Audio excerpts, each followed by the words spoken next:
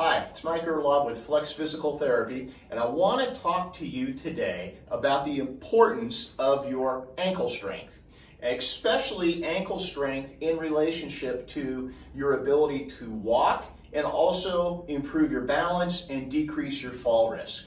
So when we're talking about ankle strength, really what I'm talking about is the lower leg. So in particular, we're going to talk about the muscles on the front part of the shin area. We call those the ankle dorsiflexors. Those are the muscles that allow you to pull your foot up. And then we're also talking about the calf muscles, okay? So those muscles in the back of the leg, those muscles are responsible for pushing off. Those are the ones that help you get up on your tiptoes. Now, what happens is as we get a little bit older, we become less active. And those muscles will start to become weaker. Not only weaker, but we'll start losing flexibility in the ankle as well. Now, where that creates a problem is when you're walking, okay, and you're bringing your leg through. If you don't have enough strength in that lower part of the leg, then you're not going to be able to pull the toe up as you bring your foot through. That's really important. If we can't bring that foot through and pull the toe up in order to get a good heel strike, what's going to happen is the foot's going to come through and you end up catching your toe on the carpet, okay? Or, worse yet, you catch your toe on a crack on the sidewalk when you're walking in that uneven area, or you catch your toe on the threshold of a doorway when you're going through the doorway, like getting into the house. All of those are ways that I have seen patients have had balance and fall problems. Now, the calf muscle is important for giving you an adequate push-off, okay? That's what helps give you to propel you in order for you to bring your leg through and have a good stride length.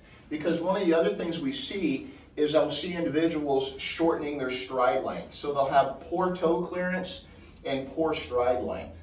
Now, what do you do about that? There's really simple, easy exercise that I want to show you that you can do at home that will really improve the strength of those front ankle muscles called the dorsiflexors and the back calf muscles called the plantar flexors.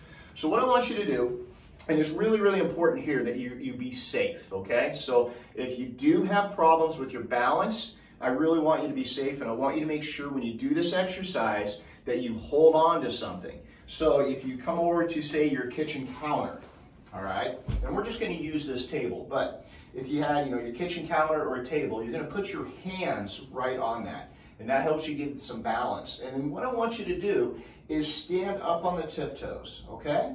And then you're going to come back down, and when you come back down, then lift your toes up, all right? So you're going to kind of come back on the heels, and you come back down, and you go back and forth on the tippy toes, and then on the heels, pull the toes up. And you just count that back and forth. Each time you go in each direction, you count that as a repetition. And you go back and forth 10 times. Now, once you've done 10 times, you just take a little rest, maybe 15 to 20 seconds, and then you do that again. And this would be what we call a second set. So you do one set of 10, followed by a rest, and then a second set of 10.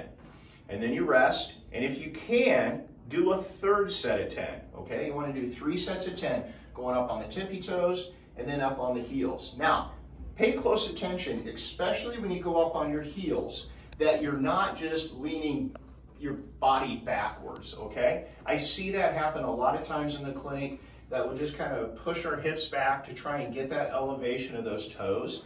Your body should stay upright, and you should just be able to lift the toes up, okay? So if you look at that, my translation of my body is not really going front to back. I'm not leaning over the table or the countertop, and I'm not pushing my hips back.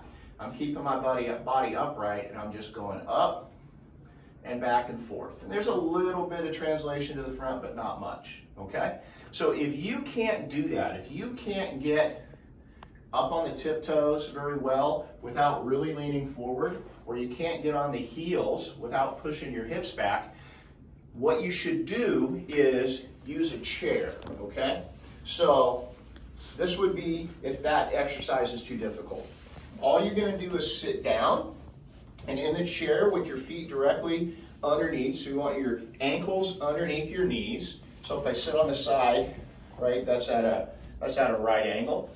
So what you do is you lift the toes and then you lift the heels. Okay, I'll show you from the side again. So from that right angle, you're just going to lift the toe, lift the heel. Now, if the foot's too far back, you're not going to be able to lift the toe up very well. So you may have to push that foot forward a little bit to where you can do that back and forth.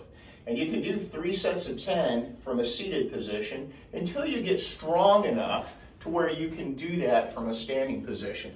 But try that exercise at home, and it will help develop that strength in your legs to improve your gait pattern. If you'd like to know more, we are hosting a fall prevention and a balance free workshop that's coming up very soon. If you look in the comments, you'll see when our next workshop is. This is free. We're going to cover these kinds of exercises. We're going to cover all kinds of things that you can do at home. We're going to talk about causes of balance problems, what you can do about it. You'll be able to get a free screening to find out what your fall risk is. We're going to have food, coffee. It's going to be a lot of fun. So I look forward to seeing you at our next free balance and fall prevention workshop. And just again, all you need to do is just give us a call at the clinic at 712-256-1800 to register for that free workshop. We'll see you then.